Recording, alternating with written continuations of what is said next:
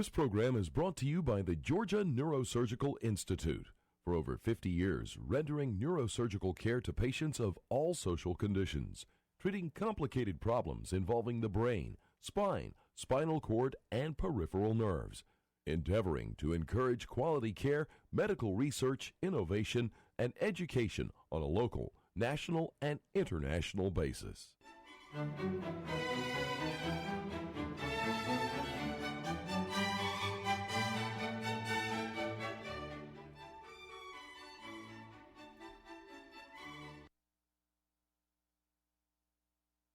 Robinson, it's my pleasure to have with us tonight Jim Marshall, a man of many attributes and honors and experience in the world.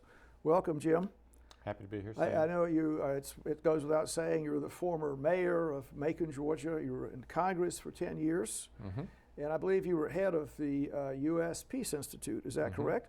And you're a Vietnam vet, and you're in the Ranger Hall of Fame. So that's quite a number of accolades. Well, now having said that, you know, I've addressed the audience before, and I've considered running for president. I'm holding myself back. I wonder if there have been many people that have queried you on the subject. Have you thought about the election is so disturbing, this electoral cycle? Have you considered it? I mean, any thoughts about that? Well, plenty of people have asked me about that. Yes. Plenty of people have suggested that I do run for Yes. president. Lots of people have said that they would like to have me president, Yes. and my typical response is, you know, if I ran, I wouldn't be nominated by either party in all likelihood. So Yes. what's the point of running? If I Yes. were nominated by either party, Yes. good chance I could win. Yes. Well, now the story is, I mean, many people would make a comment about this electoral cycle. It has its ups and downs, and many people would say, well, the process hasn't served the country as well as it might have. We could say maybe you have another opinion about that, but do you? You think the process by which the two candidates... I suspect that the Republican Party will revisit how it goes about its nominating process. Yes. Because most party leaders are very disappointed that Trump is the nominee of the party. Yes. And so my expectation is that the Republican Party will head more in the direction of having what the Democrats call superdelegates, some sort of process where the people who are actually involved day to day in the politics of the Republican Party and organizing the Republican Party and pushing their policies and et cetera, have more to say about who the nominee of the Republican Party will be. And on the Democratic side, it looks like the Democratic side is moving away, or will consider at least moving away from the superdelegate thing, so that you can head more toward the possibility of a Trump-like character being nominated on the Democratic side. Well, are there any such characters in the falls of the Democratic Party? I mean, there are plenty of personalities that are extreme in both parties. Is that a fair statement? Well, Trump's hard to compare with anybody. Well, there might be a person or two. No. No? Absolutely, it's genius. The only person like Mr. Trump is Mr. Trump. Well, we could go into a lot of different, we could parse that out a little bit. I was sort of taking just sort of going a little bit in the direction of democracy. Is there a limit to it? It used to be that U.S. senators were elected by the state legislators, and would there be a similar thing could be said? Well, we're going to put a U.S. senator on board, and he'll really be a squared away guy. We'll know who he is. He'll represent the state very well, and that was changed. So, is there an argument to go back to that? If you take your logic. Well, our constitutional system contemplates certain rights, and those rights don't filter down to the party nominating process. So the constitutional system contemplates that in an election, everybody has a vote. Yes. Everybody gets to say, who they want. Right. But those same principles don't apply to the parties that are deciding who they're going to put up as a candidate of that party for the vote. There are other systems, democratic systems, the main one being a parliamentary system, that effectively give people more of a choice to organize themselves in different groups and have an effect on nominating who ultimately winds up in the parliament, and then that group that ultimately winds up determining who is going to be the head of the country. In the last 30, 40, 50 years, an awful lot of countries have gone through constitution drafting processes. Everybody coming out of the Soviet system had to do that. There's constant churn in Africa, constant churn in South America. And so a stunning number of new basic laws have been drafted by Yes. different countries. And most of them are preferring the parliamentary system. Yes, yes. They don't, for much of the world that picks our system, Yes. they don't, they find that it inevitably invites instability. Either the executive gets too strong or the legislature gets paralyzed because people can't come across party lines and cooperate Yes. with one another. And when the legislature is paralyzed, the executive moves forward.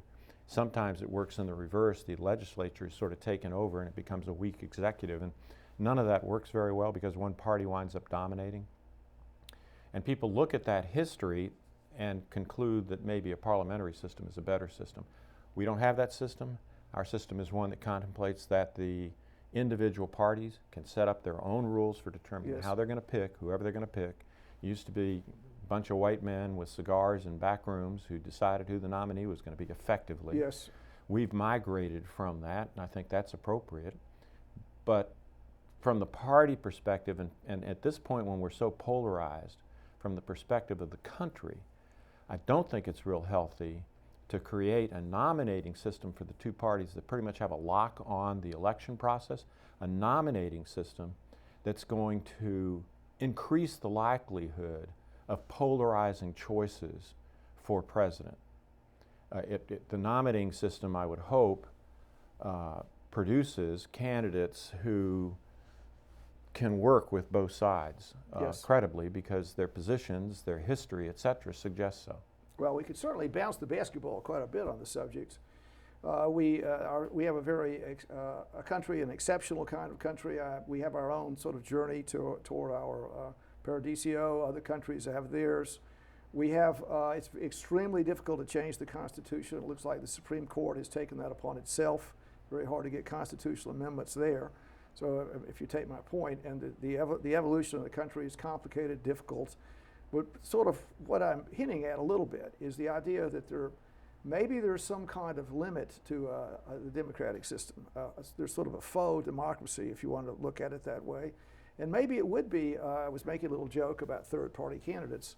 It really might be an argument to have a number of attractive people with good qualities that might be able to have a role in the process, and most countries would have that.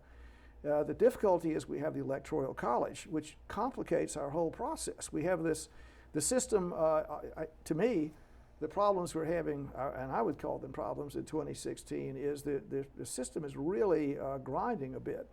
And that you mentioned polarization, the tensions in the country are extraordinary, in my opinion. There are a lot of tensions, and the political system should be something that allows those tensions to work themselves out in an appropriate way. And put the right person in there. We could go a lot into this. One thing that is interesting about, if I could say this about your career, is that you've had experience in the military, and as a sergeant, if I can say it that way, you're an enlisted man. Staff sergeant. Staff sergeant. Now that's an E4. 6. I made a joke. That was a joke. You swung at it, right? That's right. And why was that a joke? It Because wasn't just you responded so quickly. I made it was a little thing. Well, I imagined a staff sergeant would be higher than an E4, and so you immediately corrected me, saying it's an E6, which of course it is. And kudos to you for obtaining that rank, and you were in the middle of a lot of really difficult situations in Vietnam.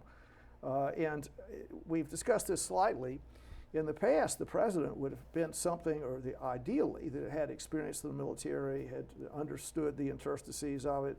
People would say maybe President Kennedy in the Cuban Missile Crisis got some advantage by having at least understanding things a bit.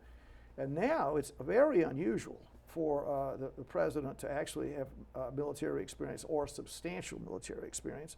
Is that a shortfall? I mean, any comments about that? How much of a disadvantage does the president have if he or she is not served in the military?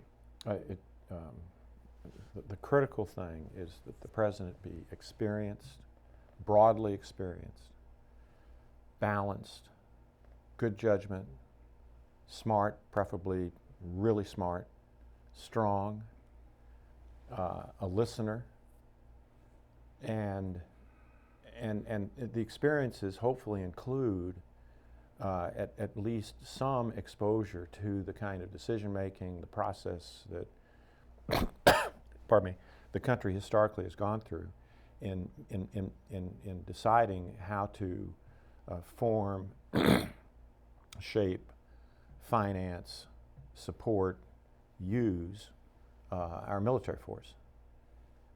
You don't have to have had personal military experience in order to have those characteristics. But it does very much help to have had the exposure to all of this over a period of time so that you have some sense of the utility of the use of military force, its limits, its capabilities, who we play well with, who we don't play well with, yes, what the likely consequences of one move or another move is concerned, and ability to listen to your advisors who are steeped in information concerning the military, how it operates, the threats, the strategies, the tactics, etc. And frankly, just understanding the lingo and where they're coming from and who they are. Again, you don't have to be in the military you don't have to have had a military experience in order to do that and do it well. You can have people who have been in the military who don't have the characteristics that I just described, and despite the fact that they've been in the military, they probably don't need to be commander-in-chief. You can have those who've never been in the military, who have those characteristics, and will make fine commanders-in-chief. Yes. That's not a problem. Yes. And so, I don't think that's necessarily touched on. And one of the things I do think is that the perspective that military personnel, or particularly somebody who's in such a short time that I was in, yes. I dropped out of college to go to Vietnam. I was only in the military for 21 months in one yes, day. but quite a 21 months, though. Quite a 21 Well, months. it was it was a very significant period of my Yes, life, yes. probably the most significant Yes. period of my life. But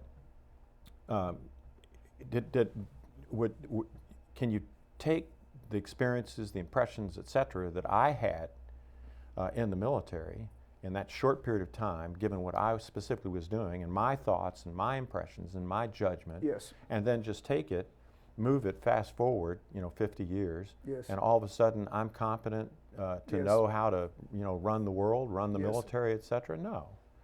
The experiences that I had, you always think that the experiences that you have informed your judgment, but sometimes your judgment gets informed the wrong way. Yes, yes. Well, I guess maybe we can talk a little bit about the candidates that are running for president now. It appears to me that sort of saying extracting what you've said, the ability to take advice appears to be a really good thing, a very important thing. It's critical. So if you're going in, the power that the president has is just astronomical. The president can really do a lot of things. I mean, he can pretty much kill people. He can send drones out to, I think that's happened. He can blow places up. He can really punish countries. Whole countries can be punished, and the restraint exercised by Congress and the courts, I think, is somewhat nominal. So the point is that the use of military power in the hands of inappropriately poses a substantial risk. Some of the things that I would worry about is the inability to take advice, absence of mature judgment, and also a certain kind of intimidation that might occur. I mean, I think, at least I would imagine this could happen to some personalities, that if the four-star general loaded with brass and there was kind of a assertion that this vigorous action would be a manly thing to do. Let's sort of Dr. Strangelove, something like that, at least that card being in the deck. And a person would have to be inured about that, to be inoculated, to understand that the judgment that's required is not merely how to blow places up, but appropriate geopolitical restraint. Now, I'm not sure how well or easily you'll comment on the candidates for president, but do you have a thought about the two candidates as to who would be you'd rather have running the military? Oh, this is a choice between Clinton and Trump? That's correct. Because there's nobody else. Well, that's unless out you there. elect to do it, and I'm holding myself back too, but assuming neither of us get the job, it'll be the choice between those two. So that's not a choice for somebody like me. It's clearly Clinton. I know her. She's far from perfect. She's made lots of mistakes. People would say gone way past making lots of mistakes. But I do know she has excellent judgment. She's very smart. She does listen. She's not impulsive. She builds teams. Yes. She has very good judgment. Yes. With regard to geopolitical forces. And as far as I can tell, Trump, on the other hand, has none of that. Yes. I mean, and your lead into this was, clearly sort of Well, I was in throwing your you own a mind. softball. I was going to Well, see if you would swing at the pitch. Yes. Well, I know, but we've had this conversation before. I mean, you've sort of summarized your impression as well Yes. of Trump's weaknesses here. Yes. And he hadn't done anything that I've seen to persuade me that there's some there Yes. that we're not getting. It's inconceivable to me that we would elect. I could see us not electing Hillary, not electing me, not electing you. Well, there but you it's go. inconceivable to me that we would elect somebody like Trump. And have that person be commander in chief, given what I've seen so far. Well, it's I certainly. mean, if you care about the military, you care about veterans, you care about their families, you care about the future of the United States, where this really critical decision making is concerned, use of force, risking lives, etc. You've got to think Trump doesn't need to be the president. Yes. And it's unfortunate for the Republican Party that they came up with him as the nominee. And I have lots of friends in the Republican Party who are in quite a quandary here. Yes. I mean, I don't want to vote for Hillary. She's got all these problems, a lot of them say they hate her. I don't get that. Yes. Right. I mean, she's done an awful lot of wonderful things. At the same time, she's had some real problems. But my friends need to recognize that this is a binary choice. Yes. And it's one or the other. And that choice, it seems to me, is quite clear. You got to go with Clinton unless somehow there's a miraculous turnaround where Trump is concerned. Well, we could certainly, emphasize the problems that candidate Trump has, which are really spooky. You could say that the normal restraint the checks and balances that should be operative should prevent anything that untoward happening. Unfortunately, those checks and balances have been eroded. And by executive fiat, I'll say, I won't pursue that too much, but that circumstances are spooky. I regret the checks and balances have been diminished so extraordinarily by past administrations.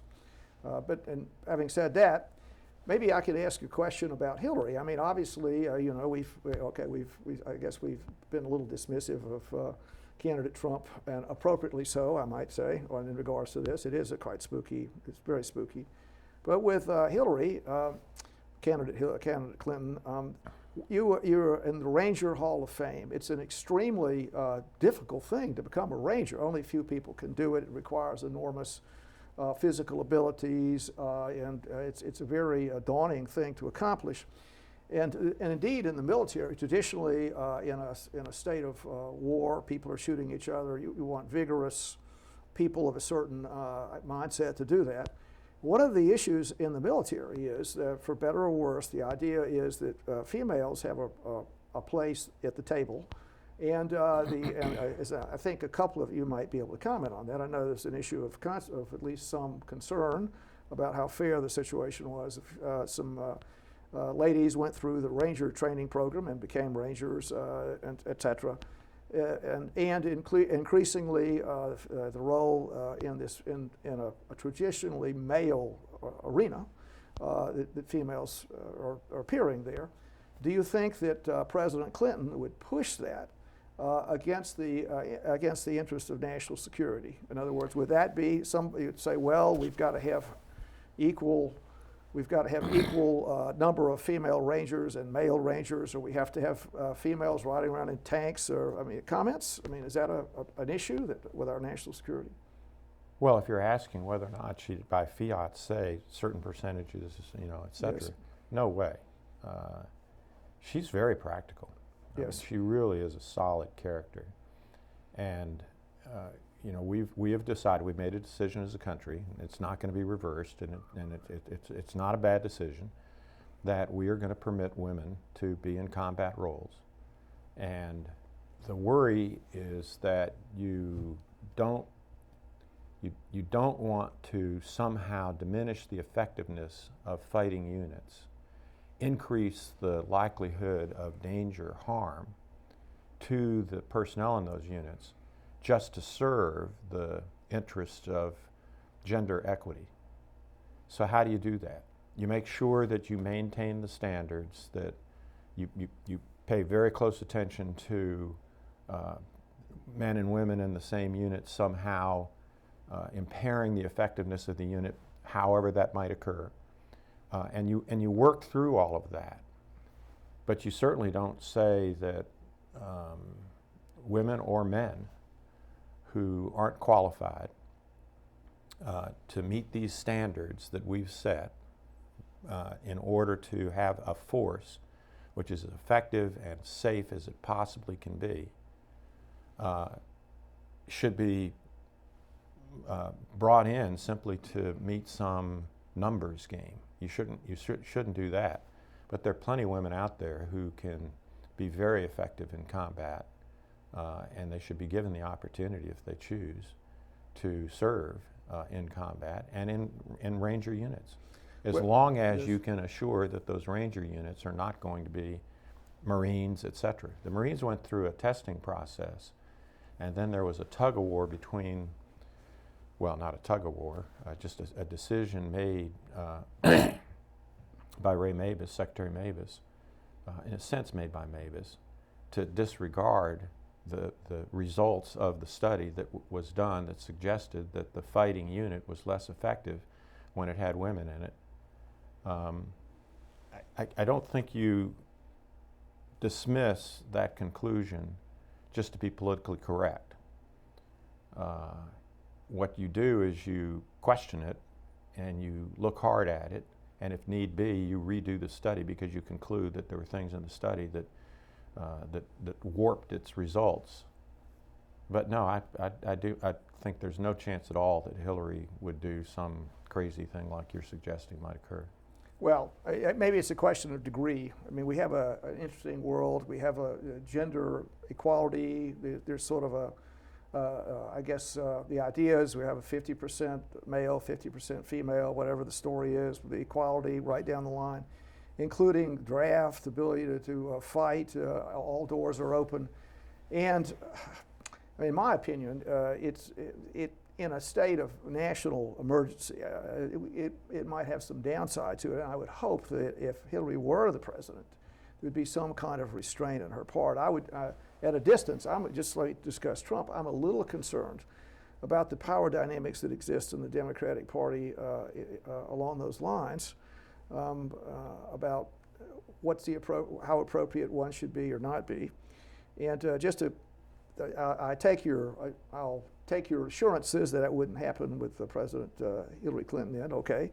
Another issue would be out there is the ability to struggle in this sort of tremendous Cold War that we have between these radical Islamic people and I guess the West. And we're hearing statements, I guess, quite aggressive statements from candidate Trump about how he would win the war, and contrary-wise, at least some kind of concerns about how tough Hillary would be. Do you have any thoughts about this? I mean, in general, is the military attuned to winning this long, long war that seems to be in the offing, and the two candidates to their policies, which is going to be the better policy? Well, it's not a close call. I mean, you know this. I mean, your I summary to start out. between the two of them, it's not a close call. She knows this stuff. She's been doing it for a long time. She's balanced. She listens. I mean, Hillary is a very good choice. Yes. I mean, put a whole bunch of candidates out there besides Trump. She's a very good choice for this role. I think she'll do a very good job. Watched her at Secretary of State, interacted with her as president of the Institute of Peace, and I think she'll do a very good role in that job. She's absolutely the right choice, certainly between the two of them. And what, Trump somehow knows something about Russia because he was over there on a beauty contest? I mean, come on. You think this guy's going to get the respect of any world leader? They're all appalled. And you don't just sort of force them into respecting you. You got to earn it. Yes, yes. And how in the heck is he going to earn it? Yes. Look at him. We doubt that. Well, we don't doubt. Somebody like me knows he's not competent to be commander-in-chief. Yes. So what are they going to be thinking? Yes. I mean, it's sad that the Republican Party has done this, and I'm sure they're, a lot of Republicans are excited about him. I don't get it, but that's America. Yes, right, yes. People are entitled to be excited about stuff I'm not excited about. But there aren't a lot of people who have had, seen all the stuff that I've seen, been in the kind of combat that I've been in, stuff like that. I was on the last National Defense Panel, on the Armed Services Committee, etc. This guy isn't even close to being qualified, and military should be really worried about him. Those who care about the military and the security of the United States should also be very worried about him. Well, let me ask you this question, Jim. You're a smart guy. You've obviously acquired many accolades as your journey through life. What do you think the appeal is? Why do you think Trump has secured the nomination, and why is it, by some polls, he has a substantial chance of becoming president? Why do you think that is? What do you think is happening? Lots of people have written about this. I don't have necessarily any better insights than they have. There are a lot of Americans who feel that they're left out, that their opportunities are diminishing, not expanding, that the opportunities for their kids, their families, their friends, their neighborhoods, etc., are experiencing the same thing, diminishing, not expanding. They see people getting along just fine, they're not. So that's part of it. They just want to change the system. It's a revolution. It's pushing back from the system. There are plenty who are worried about illegal immigrants. Some of it's racist, some of it's, but I think it's, we're going to go with this blustery guy. We don't really know what's going on all that much, but he seems to be totally confident. And he's supposedly had these successes, which, by the way, lots of evidence shows he hasn't had much success. And so somehow he's the right person to do this. And I see that we're being signaled. All right, There's about a minute left, so you want to wrap it up? All right, no, I want to ask you one final question here is, I'm sort of leading into this, if we have a very meritorious Hillary Clinton, and at least a huge percentage of America is going with what might be considered somewhat of an irrational choice, and there seems to be a hazy reason as to why that is, the constituencies that are supporting Trump. Is there, what is the Democratic Party, what is Hillary going to do for white males that don't have a college education? That's a major group of people in the country that feel aggrieved, they feel left out, and it doesn't appear to me that there's any particular sympathy for them in the higher echelons of the Democratic Party or with Hillary. You got a last response there. Well, I think you're wrong about that. It's true that some of these there are cultural differences here, like guns, for example. I've always been supported by the NRA, etc. and yet you'll have lots of people, and Hillary I think would be one, who are interested in more gun control, and not, you know, people like me sort of bristle at that. But I do think that Hillary and the Democratic Party are concerned about creating opportunity for broad swaths of people, having an economy that works for broad swaths of people. And that certainly includes white males, no doubt about it. And the economy, you know, has historically been much more manufacturing oriented, and hence we had an awful lot of jobs that, you know, in part as a result of movement overseas, but in large part because of mechanization, so what the Democratic Party would like to see is more opportunity for kids coming up in families that don't have resources to get the kind of education that they need and the opportunities that they need to succeed in a society that's moving sort of rapidly forward, evolving dramatically, where technology is concerned, and manufacturing process and et cetera is concerned. Well, thank you, Jim. It's been great to have Sam? you here. I look forward to having you back again, and keep up the good work. Thank you. Thank you, sir.